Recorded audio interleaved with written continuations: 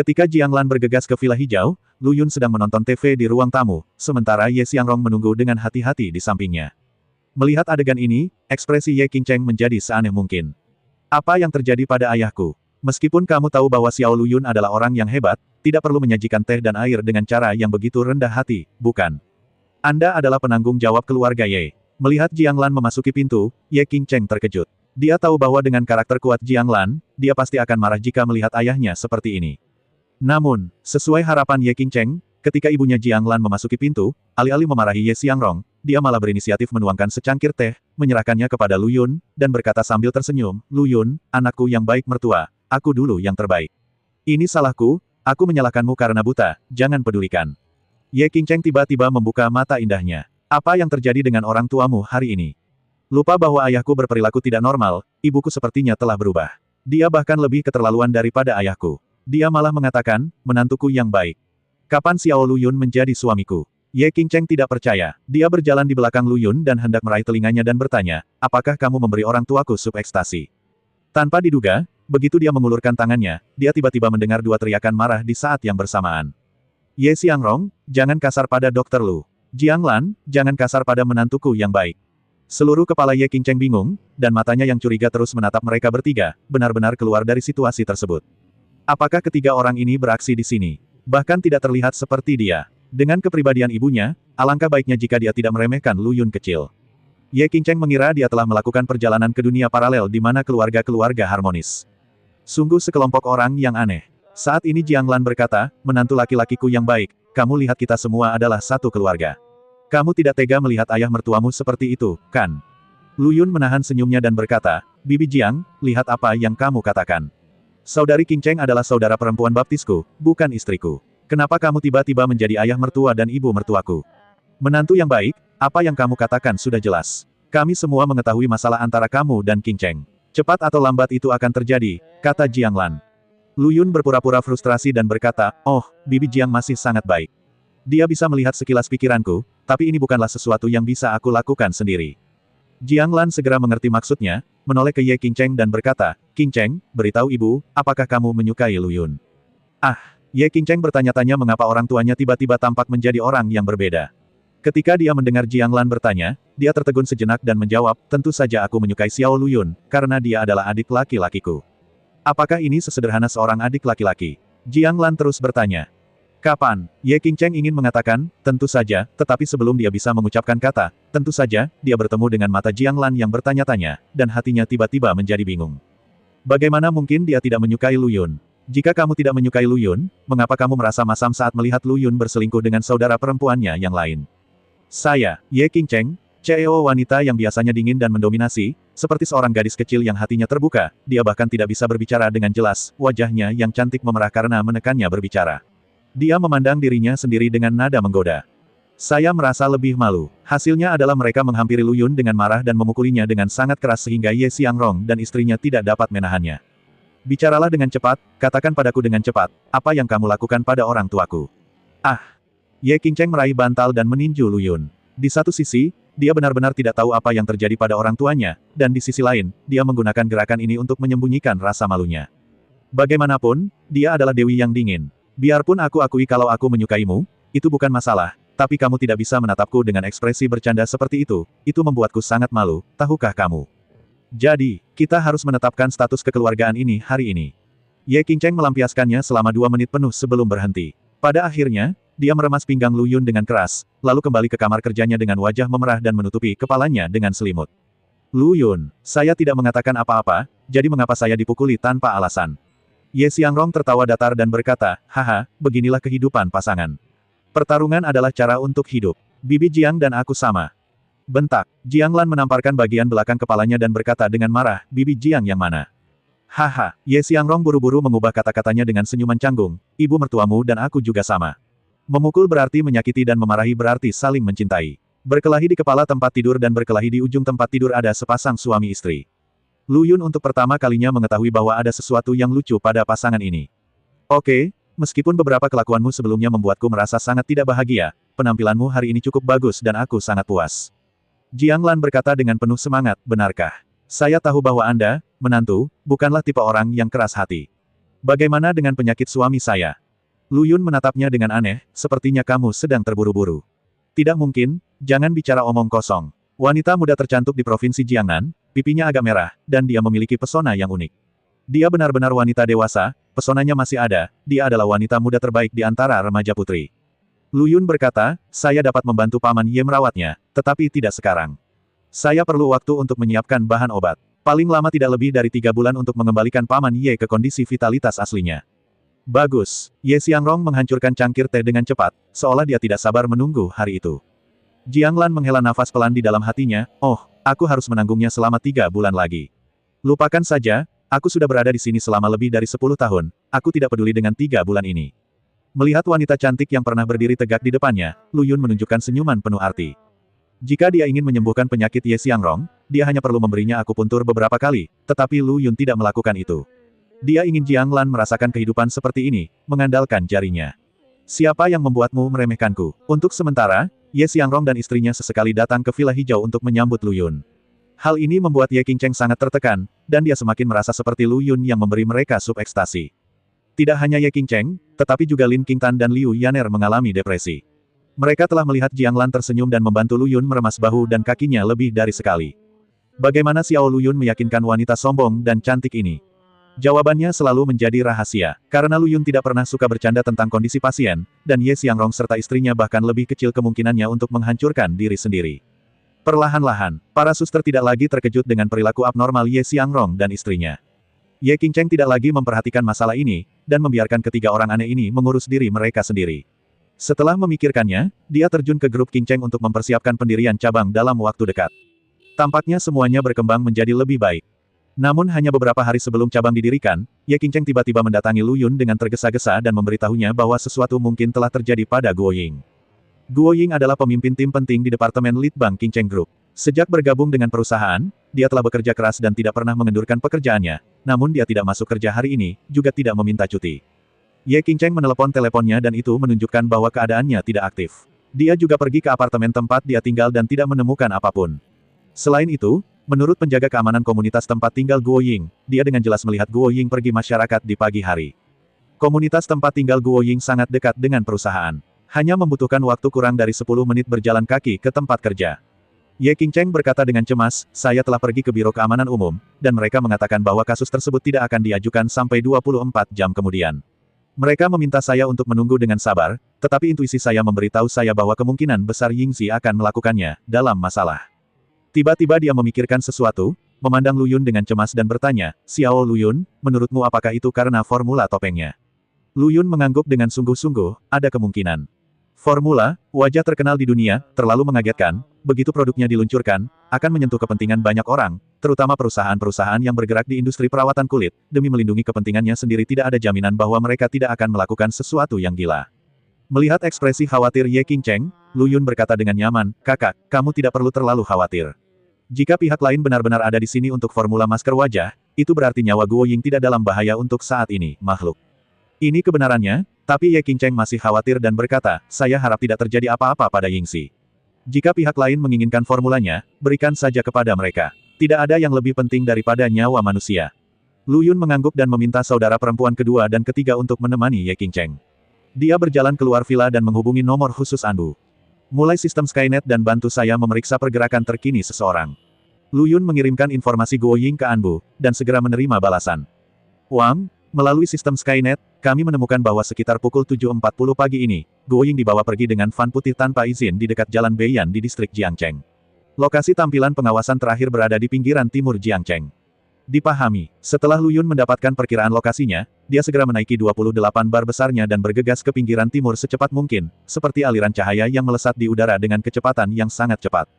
Melewati dari satu titik tinggi ke titik lainnya, Lu Yun memperluas pandangannya hingga batasnya, bahkan menggunakan mata sejati Faksuan, terus-menerus menganalisis kemungkinan tempat persembunyian. Akhirnya, dia mengarahkan pandangannya ke sebuah gudang yang ditinggalkan, dan dia sudah melihat beberapa pria yang tidak terlihat seperti orang baik berjongkok di pintu masuk gudang sambil merokok. Lu Yun langsung memarkir palang 28 di atas gudang yang ditinggalkan. Di bawah kendali yang disengaja, sepeda itu tampak jatuh seperti bulu, hampir tidak mengeluarkan suara. Melalui celah di atap gudang yang bobrok, Guo Ying ditemukan di bawahnya, diikat ke kursi dengan cara yang mewah. Seorang pria berkacamata bertanya padanya tentang formula, wajah terkenal di dunia, sambil mengetik sesuatu di laptop. Jelas sekali bahwa pria berkacamata itu juga orang dalam, dan dia harus memverifikasi formula yang diberikan oleh Guo Ying. Pria berkacamata itu menggelengkan kepalanya, dan tiba-tiba seorang pria botak berwajah galak melangkah maju dan menamparkan Guo Ying sambil memarahi, Biaoxi, aku akan memberimu satu kesempatan terakhir untuk memberitahumu formulanya, jika tidak, saudara-saudaraku di luar tidak akan menjadi vegetarian. Petik 2.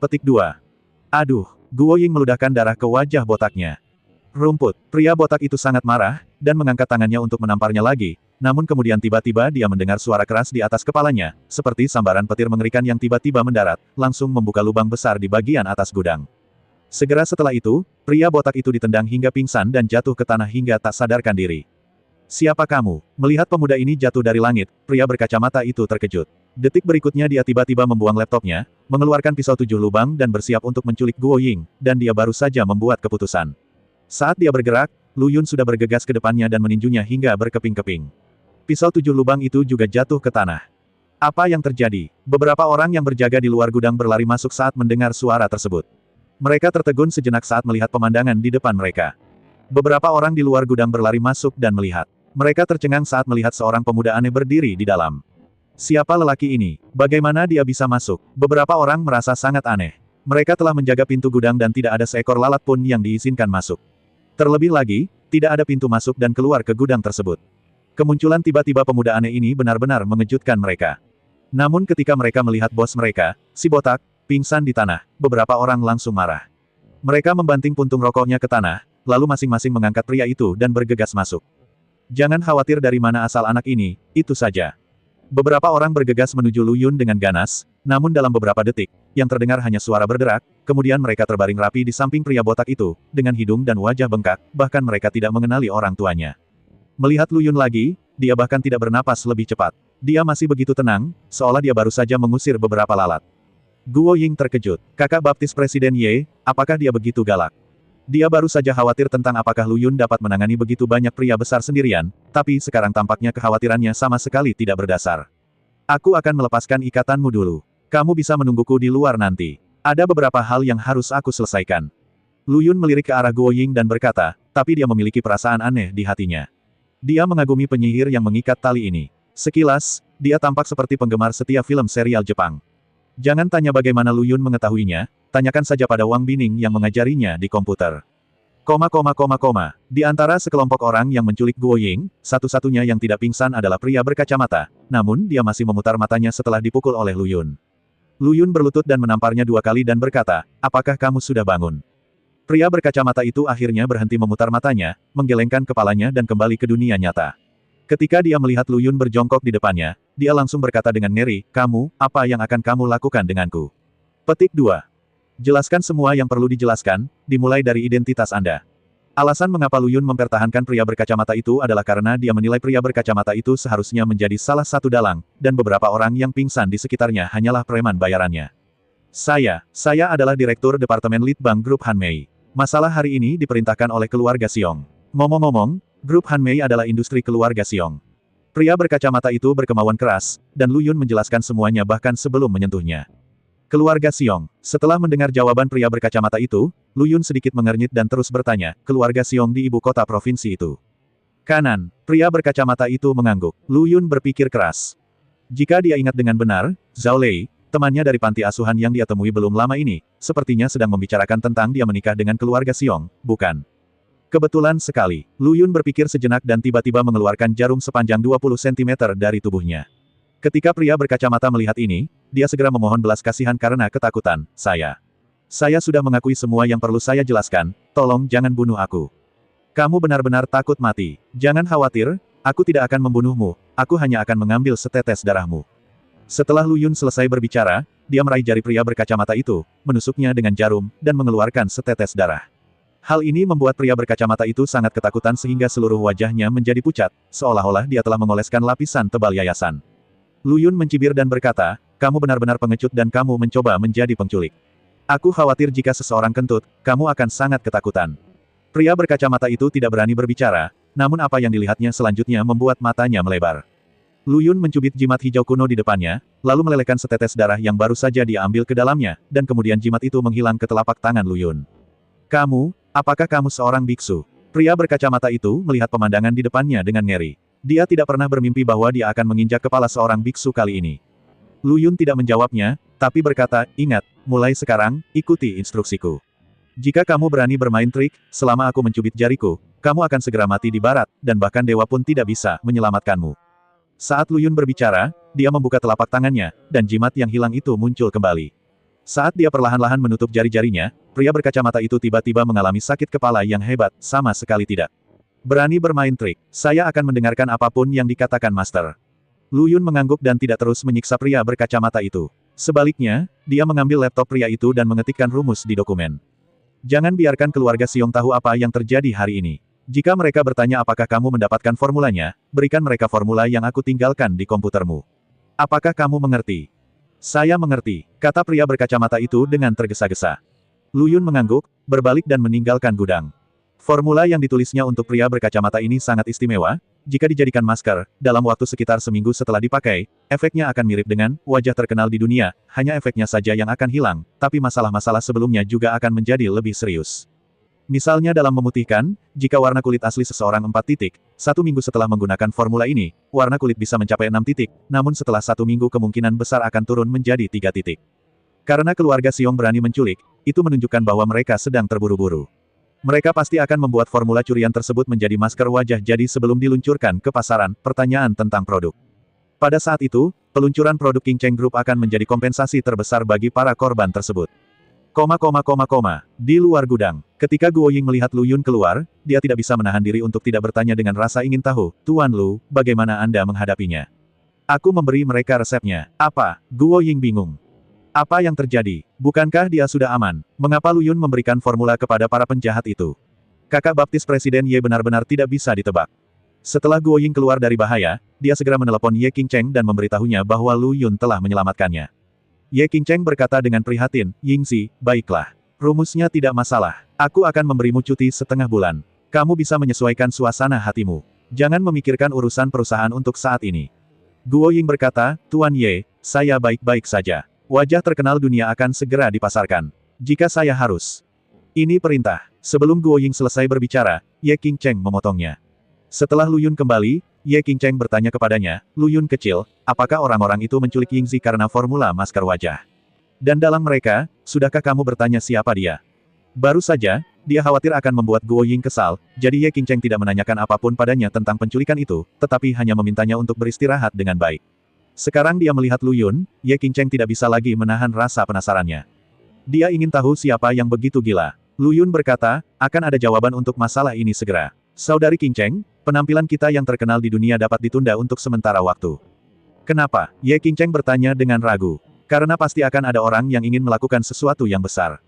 Lu Yun tidak menjelaskan banyak hal. Keesokan harinya, dia berinisiatif untuk menghubungi Zhao Lei dan menanyakan kapan dia akan ada waktu luang.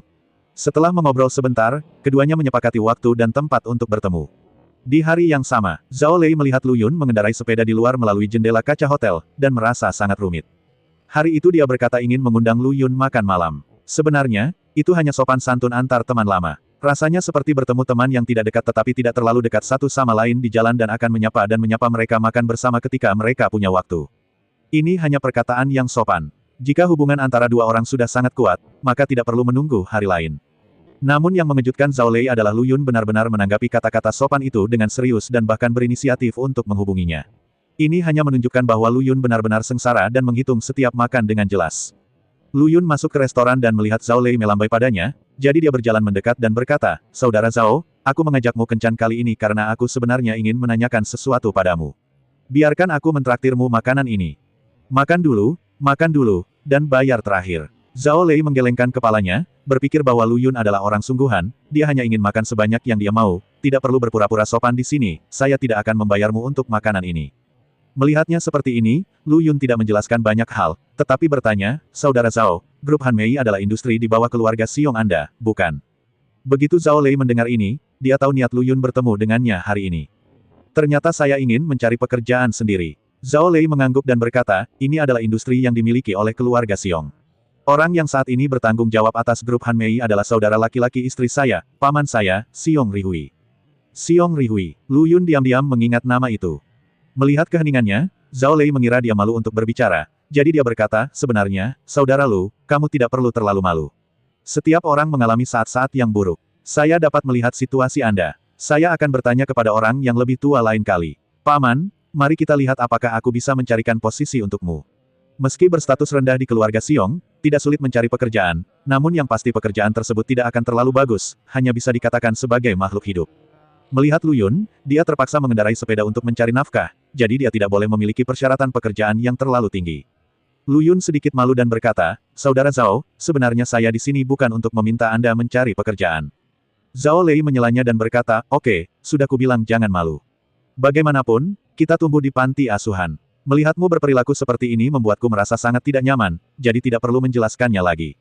Aku akan melakukannya membantumu. Cari pekerjaan untuk memenuhi kebutuhan. Dari Lu Yun, dia melihat simpati pada orang yang sama. Karena setelah Zhao Lei memasuki rumah istrinya, dia melihat pemandangan di permukaan, namun nyatanya, ketika dia kembali ke rumah, dia harus menerima segala macam amarah dan bahkan tidak berani untuk membalasnya. Kehidupan Lu Yun sangat tidak memuaskan, dia merasa seperti orang yang jatuh dari ujung dunia. Melihat dia sudah mengatakan ini, Lu Yun tidak punya pilihan selain menundukkan kepalanya dan makan dalam diam, menunggu kesempatan untuk menjelaskan. Mereka berdua sedang makan ketika tiba-tiba seorang wanita yang berpenampilan seperti wanita bergegas masuk ke hotel sambil menggendong seorang anak laki-laki yang menangis dan berteriak dengan marah, Zhao Lei. Apakah kamu masih ingin makan bersama teman-temanmu di sini? Lihat milikmu nak, bagaimana kabarmu menangis? Wanita bangsawan ini memiliki sosok yang kuat, alis tebal, dan mata yang jahat. Dia adalah istri Zhao Lei, Xiong Cailian. Anak laki-laki dalam pelukannya adalah putra mereka. Lu Yun melirik anak laki-laki yang menangis dan sedikit mengernyit. Terlahir dengan mata vagina, yang disebut terlahir dengan mata gelap berarti mata dapat melihat hal-hal yang tidak dapat dilihat oleh orang normal. Sebenarnya banyak orang yang pernah mengalami keadaan ini ketika masih muda, namun seiring bertambahnya usia, mata vagina perlahan akan menutup dengan sendirinya, dan ingatan orang menjadi kabur, seolah-olah tidak terjadi apa-apa. Anak laki-laki di depannya menangis begitu keras karena dia melihat sesuatu yang tidak normal melalui mata vaginanya dan ketakutan. Namun, Zhao Lei dan istrinya tidak memahami situasi ini, dan mereka juga terkejut karena putra mereka terus menangis akhir-akhir ini dan tidak dapat dibujuk tidak peduli seberapa keras dia berusaha. Mereka pergi ke rumah sakit untuk pemeriksaan dan mengatakan tidak ada apa-apa salah dengannya. Bolehkah menangis sekeras itu? Tentu saja, Xiong Cailian tidak mempercayainya. Jadi hari ini, setelah putranya menangis selama hampir 1 jam dan tidak dapat dibujuk, Xiong Cailian tidak tahan lagi dan mendatangi Zhao Lei dengan marah dan berkata, Mengapa kamu masih linglung? Apakah kamu bodoh? Kirim kami ke Jiangcheng untuk mencari Tuan Yu. Tampaknya Tuan Yu memiliki seorang guru yang merupakan dokter ajaib dan juga berada di Jiangcheng. Saya tidak percaya itu penyebab penyakitnya tidak dapat ditemukan. Tentu saja, Zhao Lei tidak berani untuk tidak menaatinya dan berkata kepada Lu Yun dengan perasaan bersalah, Saudara Lu, saya benar-benar minta maaf. Saya akan membawa anak saya ke Jiangcheng untuk perawatan medis terlebih dahulu. Anda duduk dan makan perlahan. Aku akan segera membayar makanannya. Lu Yun berdiri dan berkata, sebenarnya saya juga seorang dokter. Mungkin saya bisa menyembuhkan penyakit anak Anda. Bisakah kamu menyembuhkannya? Mendengar perkataan Lu Yun, Xiong Cailian tertegun sejenak, lalu menoleh ke suaminya dan bertanya, dari mana asal temanmu ini? Zhao Lei tersenyum pahit dan berkata, itu adalah teman saya yang pernah berada di panti asuhan sebelumnya. Kali ini dia datang untuk meminta saya membantunya mencari pekerjaan. Saya ingin Anda membantunya mencari pekerjaan. Xiong Cailian menjadi semakin curiga. Bukankah orang ini mengatakan dia adalah seorang dokter? Itu sangat tidak bisa diandalkan. Jadi Xiong Cailian mengabaikan Lu Yun dan memarahi Zhao Lei, hentikan noda tinta. Cepat bawa kami ke Jiangcheng. Zhao Lei hanya bisa menjawab ya sambil menatap Lu Yun tanpa daya. Istrinya tidak hanya tidak percaya pada Lu Yun, bahkan Zhao Lei sendiri merasa bahwa Lu Yun tidak dapat diandalkan. Jika Anda benar-benar seorang dokter, mengapa Anda begitu menderita? Lu Yun tahu bahwa kesalahpahaman ini semakin dalam, tapi dia tidak menjelaskannya. Sebaliknya, dia mengangkat bahu dan berkata kepada Zhao Lei, sampai jumpa di Jiangcheng.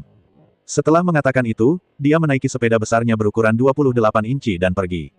Zhao Lei dan istrinya tertegun sejenak, tidak mengerti apa yang dimaksud Lu Yun dengan, sampai jumpa di Jiangcheng. Tapi setelah melihat Lu Yun mengendarai sepedanya, Xiong Cailian mengerutkan kening dan berkata, Zhao Lei, apakah temanmu sudah keluar darinya keberatan? Apakah ada masalah? Zhao Lei berkata, ketika dia di panti asuhan, dia cukup normal, tetapi kami tidak bertemu satu sama lain selama 15 tahun. Saya tidak tahu bagaimana dia menjadi seperti ini sekarang. Xiong Cailian memperingatkan, orang ini kemungkinan besar memiliki masalah mental. Anda tidak diperbolehkan melakukan kontak apapun dengannya di masa mendatang. Apakah Anda mendengar saya? Zhao Lei tersenyum pahit dan tidak berkata apa-apa lagi, tetapi mengemudikan mobilnya dan membawa istri serta anak-anaknya ke Jiangcheng. Sementara mobil mereka masih melaju kencang di jalan raya. Lu Yun telah kembali ke Jiangcheng. Kecepatan kutub ke-28 tidak sebanding dengan transportasi biasa. Gunung dan sungai yang berbahaya tidak menjadi masalah sama sekali bagi Lu Yun. Selama dia mengikuti navigasi peta di ponselnya, dia langsung menembak kembali ke Jiangcheng garis. Datanglah ke Aula Xinglin. Lin Qingtan sedang memberikan akupuntur kepada pasien. Ketika Liu Yao membungkuk, lekuk tubuhnya yang eksplosif terlihat dengan sempurna. Lu Yun melihat dia sibuk, jadi dia tidak terlalu mengganggunya, tetapi datang ke apotek pengobatan Tiongkok untuk membantu mendapatkan obat. Sekarang Yu Hongwen sudah terbiasa dengan model ini. Di masa lalu, ketika Lu Yun pertama kali mengatakan bahwa dia akan datang untuk membantu obatnya, Yu Hongwen tersanjung dan berkata bahwa Lu Yun adalah seorang guru, jadi dia harus membiarkan Lu Yun duduk di klinik dan membantu obatnya, karena biasanya mereka yang bertanggung jawab di bidang kedokteran adalah peserta magang dengan status rendah. Lu Yun berkata dengan acuh tak acuh, pasien-pasien ini ada di sini karena reputasi Anda. Duduk saja di klinik dengan pikiran tenang. Ketika Anda menghadapi penyakit yang sulit dan rumit, datanglah kepada saya lagi. Jadi Yu Hongwen tidak berkata apa-apa lagi. Yu tua. Pada saat ini, Zhao Lei dan istrinya akhirnya tiba di Aula Xinglin. Putra mereka masih menangis dan suaranya sangat serak. Xiong Cailian berkata dengan cemas, Tuan Yu, tolong bantu saya mencari tahu apa yang salah dengan anak saya. Dia telah menangis selama hampir 3 jam. Biar ku lihat. Yu Hongwen melangkah maju dan memeriksa anak laki-laki itu dengan hati-hati. Setelah pemeriksaan, dia berkata dengan terkejut, seharusnya tidak demikian. Tidak ada yang salah dengan tubuh anak Anda. Mengapa dia menangis begitu keras? Pernahkah dia memberitahu Anda apa yang terjadi? Salah denganmu. Xiong Cailian menggelengkan kepalanya dan berkata, tidak, dia tidak mengatakan apa-apa, dia hanya menangis, jadi kami menganggapnya aneh. Yu Hongwen memeriksa anak itu lagi, tetapi tetap tidak menemukan apapun. Xiong Cailian berkata, Tuan Yu, saya tidak bermaksud menyinggung perasaan Anda. Saya mendengar bahwa Anda memiliki seorang guru yang merupakan dokter ajaib. Bisakah Anda meminta guru Anda untuk membantu memeriksa penyakit anak saya? Jika tidak, kami benar-benar tidak melakukannya tahu apa yang harus dilakukan. Dia terdengar seperti sedang menangis. Yu Hongwen mengangguk dan berkata, kamu beruntung. Guruku kebetulan ada di Aula Xinglin hari ini. Aku akan pergi ke apotek pengobatan Tiongkok untuk menemukannya. Kalian duduklah sebentar. Terima kasih, Tuan Yu. Zhao Lei dan istrinya menunggu beberapa saat, dan kemudian melihat Yu Hongwen dengan hormat mengundang seorang pemuda kepada mereka dan berkata, ini guruku, Dr. Ilahi Lu, biarkan dia membantu memeriksa penyakit putramu. Kalian berdua. Yu Hongwen tiba-tiba menyadari bahwa pasangan di depannya telah berhenti berbicara, dan wajah mereka penuh dengan ekspresi kusam. Saudara Lu. Setelah beberapa saat, Zhao Lei kembali sadar dan memandang Lu Yun dengan tidak percaya. Kata-kata, saudara Lu, penuh dengan rasa tidak percaya. Hal yang sama juga terjadi pada Xiong Cailian, yang tidak bisa menoleh untuk sementara waktu. Apa sebenarnya yang terjadi? Mereka berkendara ke Jiangcheng melalui jalan raya, yang sudah sangat cepat. Namun, Lu Yun dengan jelas ingat bahwa dia sedang mengendarai sepeda, jadi bagaimana dia bisa lebih cepat dari mobil. Lu Yun memandang kedua orang yang kebingungan itu dan berkata sambil tersenyum, ku bilang kita akan segera bertemu di Jiangcheng. Kata-katanya berhasil menyadarkan Zhao Lei dan istrinya, jika tidak, mereka akan mengira pemuda di depan mereka adalah saudara kembar Lu Yun. Namun kemudian, Zhao Lei dan istrinya menjadi semakin ngeri. Karena saat ini mereka baru menyadari bahwa Lu Yun sebenarnya adalah guru Yu Hongwen, ahli pengobatan tradisional Tiongkok. Keterampilan medis luar biasa macam apa yang harus dihormati oleh Tuan Yu sebagai seorang guru pada usia 20. Kejutan semacam ini sulit dijelaskan dengan kata-kata. Lu Yun berkata, jangan kaget. Serahkan anakmu padaku. Aku akan membawanya ke ruang akupuntur. Jika tidak terjadi apa-apa, masalahnya bisa disembuhkan dalam 10 menit. Oke. Xiong Cailian masih dalam keadaan linglung, seperti boneka, dan menyerahkan anak itu ke tangan Lu Yun. Ruang akupuntur. Lu Yun menutup tirai. Dia tidak ingin orang lain hadir selama pengobatan, terutama jika itu menyangkut pengobatan penyakit abnormal tersebut, dan dia tidak ingin orang luar melihatnya. Lepaskan jarumnya. Setelah menusuk 4 titik akupuntur anak laki-laki tersebut, yaitu Bai Hui, Shen Men, Zhao Hai, dan An Mian, tangisan anak laki-laki tersebut semakin pelan, dan akhirnya ia tertidur lelap. Kemudian dia melihat Lu Yun meletakkan jari telunjuk dan jari tengah tangan kanannya secara berdampingan di atas mata anak laki-laki itu, diam-diam melafalkan mantranya, dan tiba-tiba cahaya cian menyala dan memasuki mata anak laki-laki itu. Mata gelap akan hilang dengan sendirinya seiring bertambahnya usia, jadi Lu Yun tidak perlu melakukan banyak pemrosesan sama sekali, dia hanya perlu menyegelnya untuk sementara. Sekitar 10 menit kemudian, Lu Yun keluar dari ruang akupuntur sambil menggendong anak laki-laki itu dan menyerahkannya kepada Xiong Cailian. Xiong Cailian belum pulih dari identitas Lu Yun, namun ketika dia melihat putranya akhirnya berhenti menangis, keterkejutan di hatinya langsung berubah menjadi keterkejutan. Terima kasih, Dr. Ilahi Lu, terima kasih, Dr. Ilahi Lu. Saat Xiong Cailian berterima kasih kepada Lu Yun, dia tidak lupa berbalik dan menyalahkan Zhao Lei, jadi temanmu adalah Dr. Lu. Mengapa kamu tidak memberitahuku tentang hal sepenting itu sebelumnya? Zhao Lei tiba-tiba menunjukkan ekspresi ketidakadilan. Bukannya saya tidak mengatakannya, tetapi karena saya tidak tahu bahwa Lu Yun adalah dokter ajaib di Jiangcheng. Selain itu, meskipun saya memberitahu Anda, Anda mungkin tidak mempercayainya. Pasangan itu mengucapkan terima kasih lagi kepada Lu Yun. Lu Yun tiba-tiba berkata, Nyonya Xiong, saudaramu Xiong Rihui adalah penanggung jawab grup Hanmei, kan? Silakan kembali dan beritahu dia bahwa ada beberapa hal yang sedang dilakukan orang-orang dan Tuhan sedang mengawasinya. Mohon saran dia untuk mengambil mengurus dirinya sendiri. Xiong Cailian tertegun sejenak, lalu mengerutkan kening dan bertanya, Dokter Lu, apakah kakakku memprovokasimu? Kembalilah dan tanyakan pada kakakmu, mungkin dia akan memberimu jawabannya. Dengan banyak keraguan, Xiong Cailian menemukan kakaknya Xiong Rihui dan memberitahunya apa yang dikatakan Lu Yun. Setelah mendengar ini, Xiong Rihui mencibir dan berkata, Tuhan memperhatikan apa yang dilakukan manusia, tapi saya ingin melihat trik apa yang bisa dilakukan anak ini. Xiong Cailian bertanya, Saudaraku, apa yang terjadi antara kamu dan tabib suci Lu? Bukan apa-apa, jangan ikut campur dalam urusan bisnis seperti itu, kata Xiong Rihui. Xiong Cailian ingin bertanya lebih banyak, tetapi ketika dia melihat ekspresi tidak sabar Xiong Rihui, dia tidak punya pilihan selain menutup mulutnya dengan sadar, tetapi ada kegelisahan yang tidak bisa dijelaskan di hatinya. Beberapa hari kemudian, Hanmi Group tiba-tiba meluncurkan produk masker wajah bernama Lian. Mengandalkan pangsa pasar yang melekat pada Hanmi Group, masker wajah ini dengan cepat terjual dan mendapat sambutan hangat, dengan cepat menyebar di kalangan orang kaya. Pasalnya, mereka menemukan bahwa efek masker wajah ini sebenarnya sama bagusnya dengan wajah terkenal dunia, yang dipajang pada lelang amal Istana Kebudayaan beberapa waktu lalu. Segera setelah itu, semua orang mendapat kabar bahwa peluncuran The Beauty of the World ditunda. Tidak ada yang tahu apa yang terjadi, namun tidak sulit untuk menebak bahwa formula Ratu Kecantikan seharusnya jatuh ke tangan Hanmei Group, dan mereka bergegas memasarkan produk ini sebelum Qingcheng Group. Perang bisnis tidak lebih dari ini, pemenangnya adalah raja dan yang kalah adalah musuh. Para pengguna sasaran yang telah lama menantikan, wajah luar biasa, tidak peduli dengan apa yang terjadi. Karena ada produk dengan efek yang sebanding dengan wajah luar biasa, tentu saja mereka tidak akan menunggu lebih lama lagi, wajah luar biasa, tapi langsung memilih produk Lian.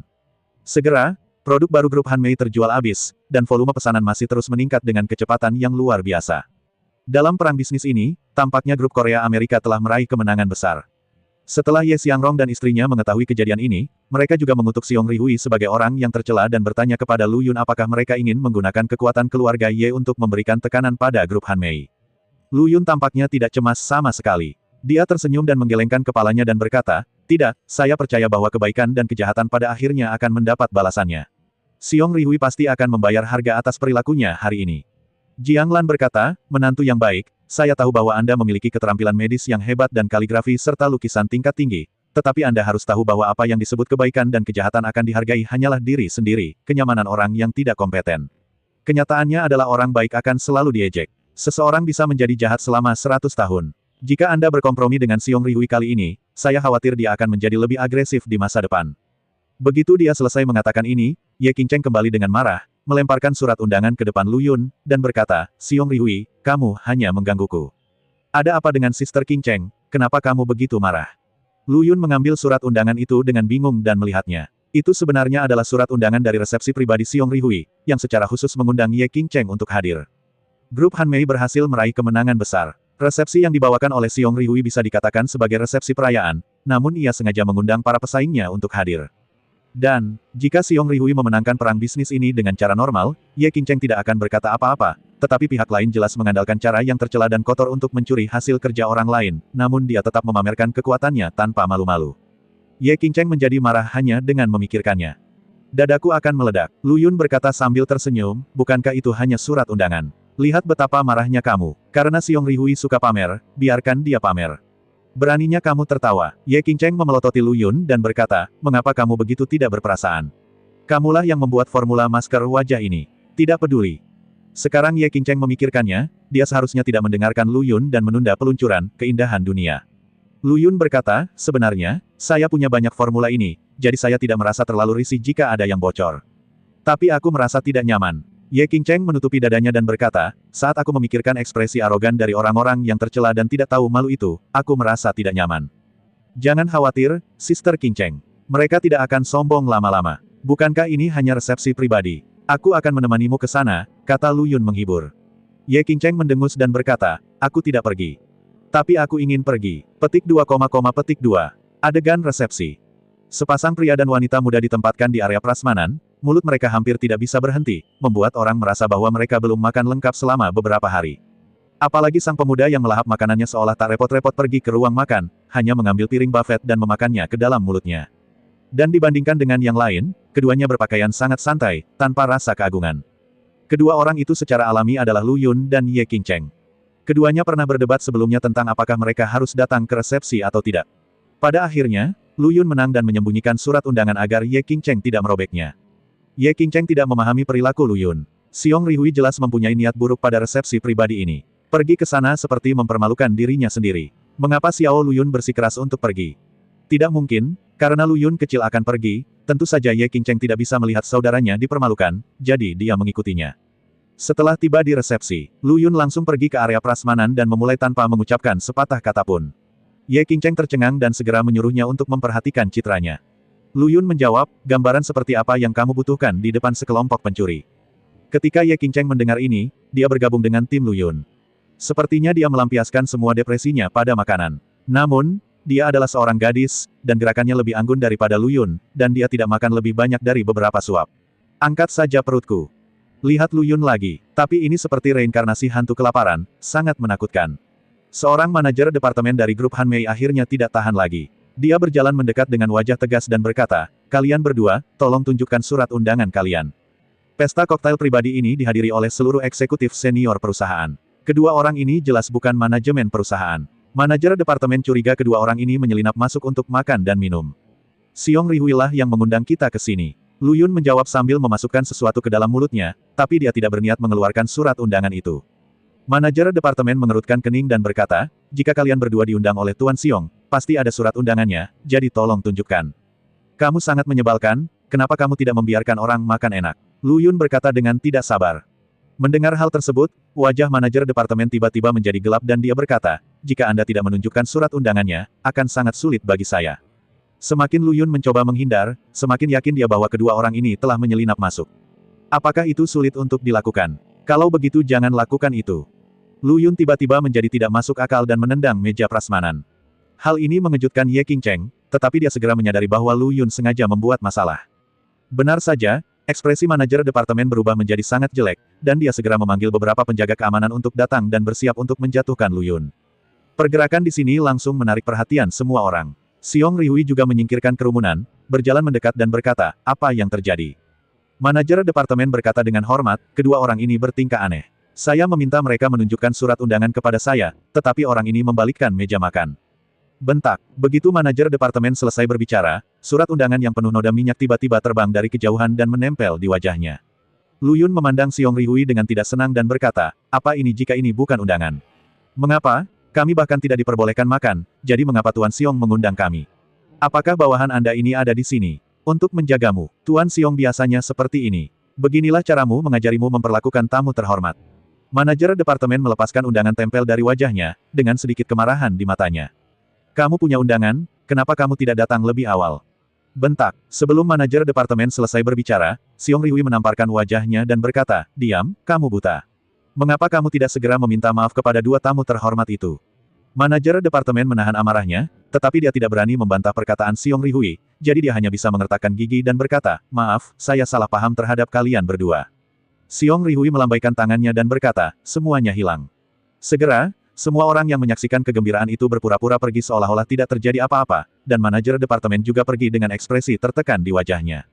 Setelah semua orang pergi, Xiong Rihui berkata, kamu pasti Lu Yun. Saya menerima kata-kata yang kamu minta agar disampaikan oleh saudara perempuan saya kepada saya hari itu.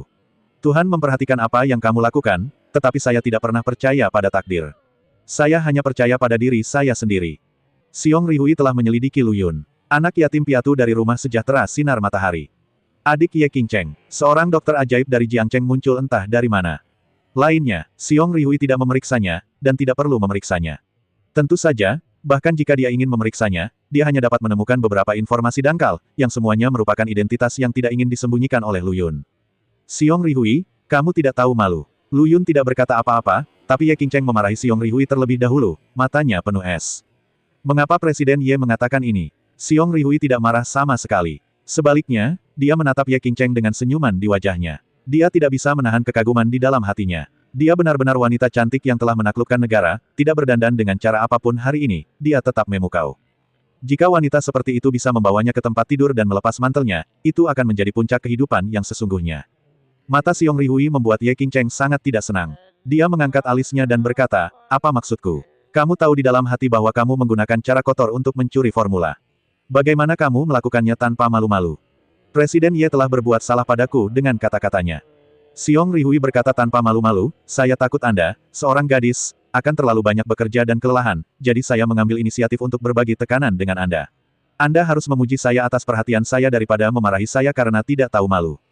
Tidak tahu malu dan tidak tahu malu. Haha, Presiden Ye tidak hanya cantik, tapi juga sangat manis ketika dia mengumpat. Mau tak mau aku ingin minum bersamamu. Siapa yang mau minum dengan orang tak tahu malu sepertimu? Ye Qingcheng benar-benar marah. Siapa orang-orang ini? Mereka terlalu berkulit tebal. Dia sudah memarahinya seperti ini, tapi Xiong Rihui masih tersenyum. Abnormal. Kali ini, Lu Yun akhirnya berkata, Xiong Rihui, kulihat kamu tersenyum begitu bahagia, kamu pasti sedang dalam suasana hati yang baik, bukan? Ketika Lu Yun berbicara, mata Xiong Rihui sedikit membeku. Saat dia menundukkan kepalanya, jejak kekejaman muncul di matanya, tapi dengan cepat menghilang. Karena, Lu Yun baru saja memanggilnya dengan namanya, Xiong Rihui. Ye Qingcheng juga memanggilnya seperti itu, tapi Xiong Rihui tidak merasa marah sama sekali, dia malah menganggap Ye Qingcheng, seorang wanita, sangat manis. Semakin Ye Qingcheng memarahinya, semakin dia merasa bersemangat. Itu benar, seperti dugaan Ye Qingcheng, Xiong Rihui adalah seorang psikopat. Setiap kali seorang wanita cantik menegurnya, dia akan menjadi bersemangat. Tapi bukan laki-laki, dia baru saja mendengar Lu Yun memanggil namanya, dan dia merasa sangat tidak senang. Dia tidak bisa menahan cibiran dan berkata, Lian, yang diproduksi oleh Hanmei Group laris manis. Tentu saja saya merasa lebih baik. Apakah saya perlu? Kamu harus memberitahuku. Lu Yun berpikir sejenak dan berkata, saya juga berharap Anda dapat terus tersenyum seperti ini, tapi sayangnya, wajah terkenal di dunia, akan diluncurkan dalam 3 hari. Saya rasa Anda mungkin tidak akan bisa tersenyum lama-lama. Petik 2, petik 2. Xiong Rihui tiba-tiba memasang ekspresi aneh di wajahnya. Ye Qingcheng juga tertegun, lalu menarik Lu Yun ke samping dan berkata, Lu Yun kecil, apa yang kamu bicarakan? Wajah terkenal di dunia, akan diluncurkan dalam 3 hari, kenapa aku tidak tahu? Lu Yun tersenyum dan berkata, saya membuat keputusan sementara. Ye Qingcheng tidak bisa berkata-kata. Dia mencubitnya dan berkata, tahukah Anda bahwa sebelum produk baru diluncurkan di pasar, produk tersebut perlu diiklankan terlebih dahulu. Jika Anda membuat keputusan sementara seperti itu, Anda tidak akan punya cukup waktu untuk berpromosi, itu untuk kita. Lelang amal sebelumnya merupakan publisitas terbaik bagi wajah ternama dunia tersebut. Jika tidak ada campur tangan dari Hanmei Group, produk ini memang bisa diluncurkan kapan saja, karena efek publisitasnya sudah tercapai. Namun, grup Hanmei meluncurkan Lian terlebih dahulu, dan situasinya sangat berbeda. Ketika efek dari kedua produk tersebut hampir sama, tentunya lebih baik menyerang terlebih dahulu. Pasar produk perawatan kulit saat ini hampir seluruhnya ditempati oleh Hanmei Group. Di mana masih ada ruang untuk kelangsungan hidup, kecantikan ternama dunia, kecuali harga diturunkan secara aktif, untuk membuka pasar kelas bawah. Namun ini adalah bisnis yang merugi, dan tidak mungkin bersaing dengan grup Korea dan Amerika dalam waktu singkat. Jadi Lu Yun hanya berkata bahwa Xiong Rihui akan segera berhenti tertawa.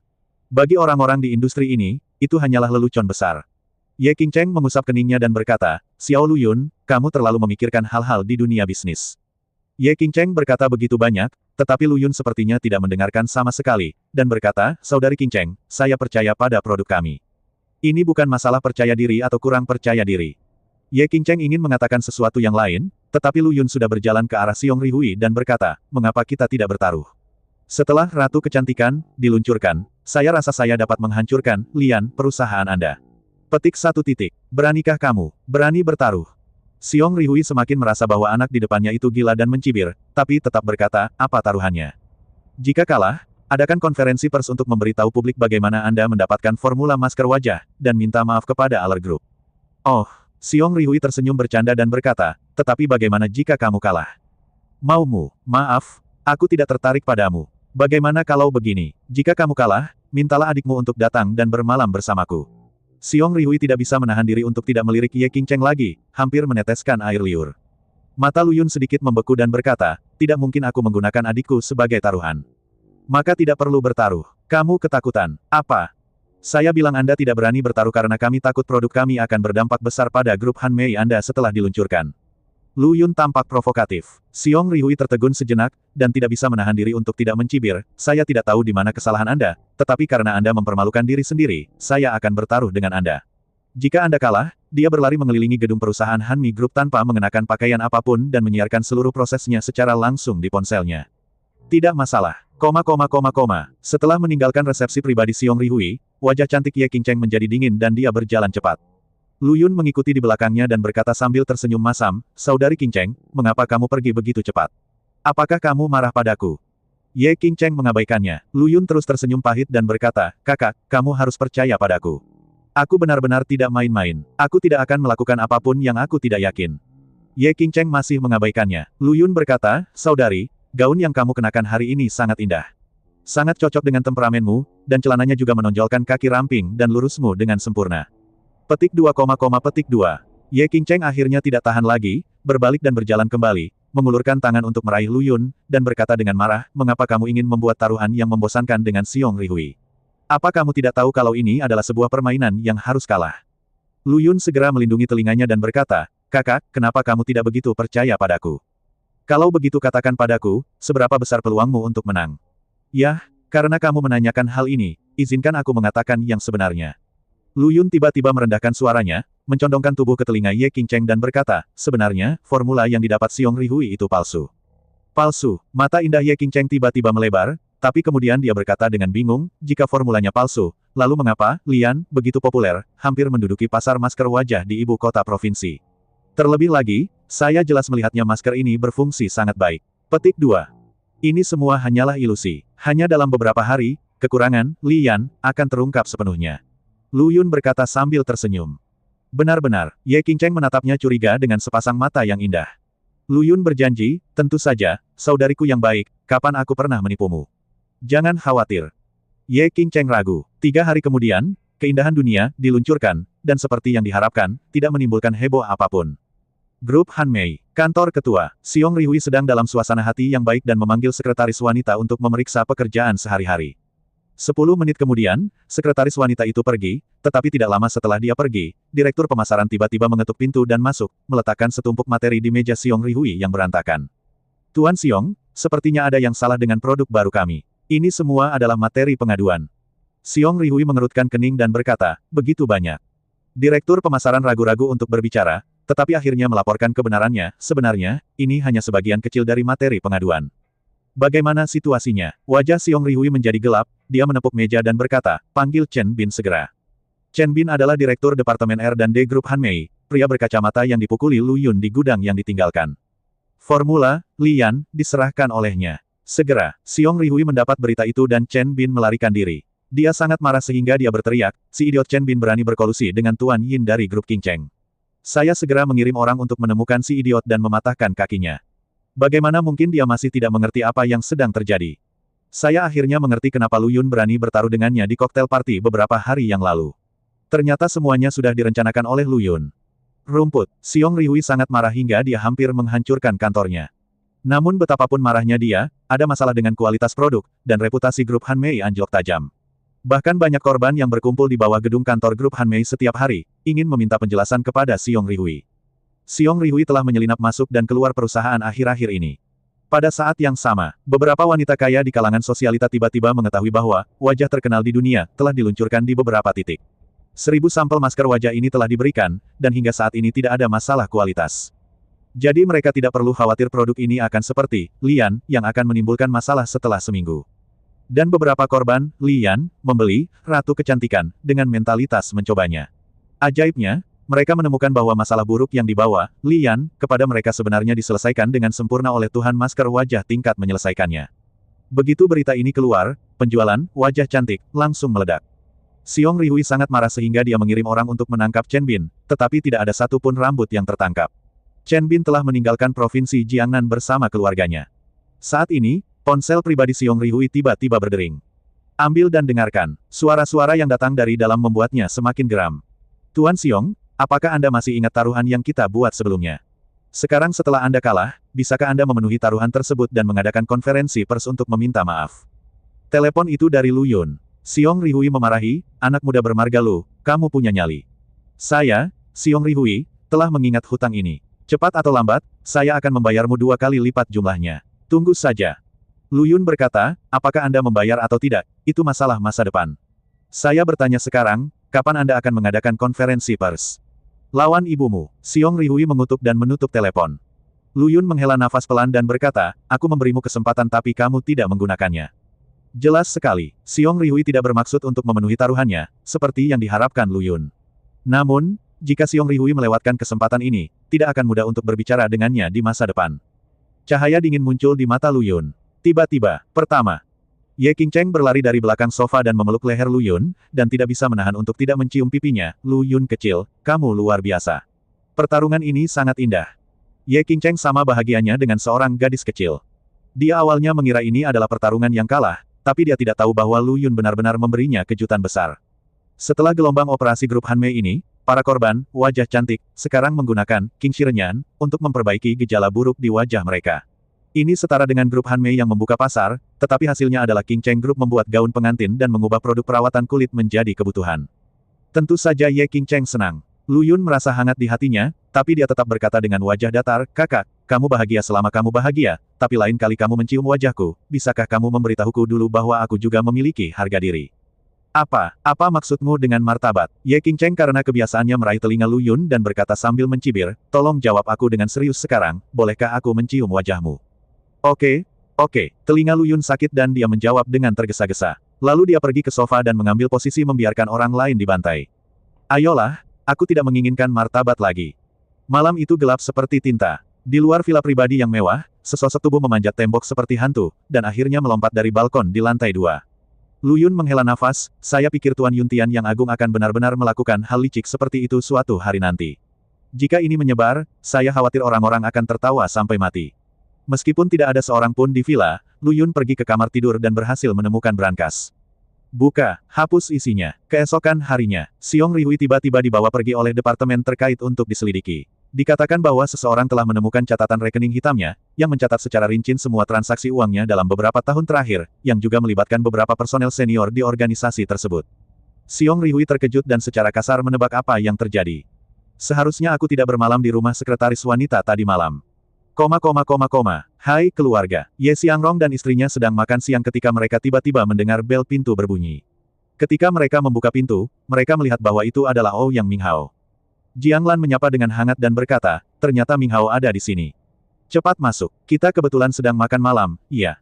Terima kasih tante, aku sudah makan. Ouyang Minghao memasuki ruangan dan meletakkan anggur buah yang dibawanya di atas meja kopi. Dia melihat sekeliling dan bertanya dengan ragu, Bibi, bukankah Sister Qingcheng ada di sini? Kali ini dia datang ke Ye Qingcheng untuk berhubungan dengannya. Saat mengejar seorang gadis, kamu hanya perlu bertahan dan bertahan. Mungkin Ye Qingcheng akan tergerak oleh ketulusannya suatu saat. Tentu saja Jiang Lan mengerti maksudnya, dan ekspresinya tiba-tiba menjadi tidak wajar.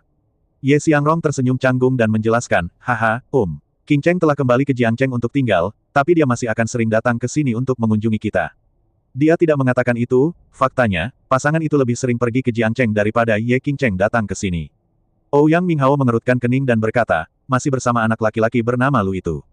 Nada suaranya jelas tidak senang. Ye Xiangrong ragu-ragu untuk berbicara. Pasangan itu saling memandang dan akhirnya memutuskan untuk membiarkan Jiang Lan menjelaskan situasinya. Minghao, kamu seharusnya memahami pikiran Qingcheng. Dia hanya peduli pada Lu Yun, dan kami tidak bisa membujuknya, jadi kami tidak akan ikut campur dalam urusan anak muda mereka. Ini adalah pernyataan halus Jiang Lan. Tapi Ouyang Minghao juga orang yang cerdas, dan dia langsung mengerti arti kata-kata Jiang Lan. Ini adalah pengakuan atas hubungan antara Lu Yun dan Ye Qingcheng. Sial, apakah kamu bercanda? Ouyang Minghao mengutuk dalam hatinya. Kamulah yang mengatakan kamu ingin memperkenalkan Ye Qingcheng kepadaku, dan sekarang kamulah yang mengatakan kamu tidak akan ikut campur. Wajah Ouyang Minghao menjadi sangat jelek. Dia menjadi tergila-gila dengan Ye Qingcheng. Tepatnya, pria normal manapun akan kesulitan mengendalikan dirinya ketika melihat kecantikan yang menakjubkan seperti Ye Qingcheng. Sederhananya, ini adalah cinta pada pandangan pertama, terus terang, ini adalah cinta pada pandangan pertama. Jadi bagaimana mungkin Ouyang Minghao mau menyerah saat ini? Ouyang Minghao menahan amarah di tubuhnya, berdiri dan berkata, Paman dan Bibi, kamu makan perlahan, aku pergi dulu. Setelah mengatakan itu, dia meninggalkan keluarga Ye. Ye Xiangrong menghela nafas dan berkata, lihat, ini semua salahmu. Jika kamu tidak mengatakan bahwa kamu akan memperkenalkan Qingcheng kepada Ouyang Minghao, mengapa itu menjadi sangat tidak menyenangkan? Oh, sekarang kamu tahu kamu menyalahkanku. Jiang Lan Miao menatap dan berkata, bukankah kamu sendiri juga menyetujui pendekatanku pada awalnya? Oh, aku hanya bisa menyalahkan kita berdua karena salah pandang. Siapa sangka Lu Yun begitu baik. Lu Yun mendapat kabar bahwa saudara perempuan keempat akan kembali dalam beberapa hari. Lu Yun mengagumi saudara perempuan keempat Raja Iblis Jahat yang hanya mendengar namanya tetapi tidak pernah melihatnya secara langsung untuk waktu yang lama. Ketika tiba saatnya untuk bertemu dengannya, dia pasti akan mendiskusikan beberapa trik dengannya. Ye Qingcheng menyarankan, Wang Bining kembali khusus untuk menemuimu kali ini. Dia mungkin tidak akan bisa tinggal selama beberapa hari. Kalau begitu, kamu bisa menjemputnya di bandara. Tidak masalah. Aku akan mengantarmu ke mall untuk membeli pakaian yang layak nanti. Itu tidak perlu. Menurutku pakaianku saat ini sudah cukup. Patuh. Ye Qingcheng mengangkat alisnya dan tiba-tiba menunjukkan keagungan adiknya, tapi kemudian menjabat lengan Lu Yun dan berkata, anggap saja seperti pergi berbelanja dengan orang lain. Kamu sudah lama kembali dan kamu belum pernah pergi berbelanja dengan orang lain. Petik 2. Petik 2, petik 2. Dia tidak takut kakak perempuan tertua bertingkah agung, tapi takut kakak perempuan tertua bertingkah genit. Suara lembut dan lembut ini membuat hati Lu Yun luluh. Keduanya akhirnya sampai di Tianda Plaza, kota mode. Ketika Lu Yun mencoba setelan jas, seluruh temperamennya langsung terlihat. Sebenarnya, Lu Yun tidak terlalu suka memakai jas, tapi Ye Qingcheng berkata dia ingin melihatnya memakainya, dan bertingkah genit lagi. Apalagi yang bisa dilakukan Lu Yun? Saudari Qingcheng, yang dulunya sangat menyendiri, mulai bertindak seperti gadis kecil. Dia bertingkah seperti anak manja, bagaimana mungkin dia tidak mencintainya? Jadi dia mengenakan jas putih. Posturnya tegak, menarik. Dia memiliki temperamen seorang pria terhormat. Apalagi saat Lu Yun melihat ke sini, senyuman nakal di bibirnya membuatnya tidak merasa jijik sama sekali, tapi penuh pesona. Ye Qingcheng tidak bisa membantu tetapi detak jantungnya semakin cepat. Jika di upacara pernikahan di masa depan, Xiao Lu Yun mengenakan setelan ini, lalu mengenakan gaun pengantin putih, dan berjalan bergandengan tangan melewati lobi. Oh, Ye Qingcheng, di mana menurutmu? Saudara laki-laki. Ye Qingcheng buru-buru menepuk kepalanya untuk menghentikan pikirannya yang acak-acakan. Itu semua karena seruan ibuku baru-baru ini tentang menantu yang baik, kepada Xiao Lu Yun, yang membuatku merasa seperti telah memasuki peran itu, hampir berpikir bahwa aku benar-benar milik Xiao Lu Yun, pacar perempuan. Ye Qingcheng diam-diam merasa kesal. Cantik, pacarmu sangat tampan dan memiliki temperamen yang baik. Kalian berdua benar-benar pasangan paling tampan yang pernah saya lihat. Ye Qingcheng baru saja pulih dari pikirannya yang liar. Ketika dia mendengar kata-kata pramuniaga itu, pikirannya sepertinya terbuka. Dia buru-buru menjelaskan, dia hanya saudaraku. Saudaramu. Pramuniaga wanita itu tertegun sejenak dan berkata, aku melihatmu begitu manis, dan kupikir kalian adalah pasangan. Maafkan aku, hihi, cantik, karena dia adalah saudaramu, bisakah kamu tolong biarkan dia memberi saya informasi kontak Anda? Penjual wanita itu tiba-tiba mengedipkan matanya secara ambigu, jelas dia menyukai Lu Yun. Wajah cantik Ye Qingcheng menjadi dingin, dan dia tiba-tiba berkata dengan tegas seperti harimau betina yang melindungi betisnya, tidak.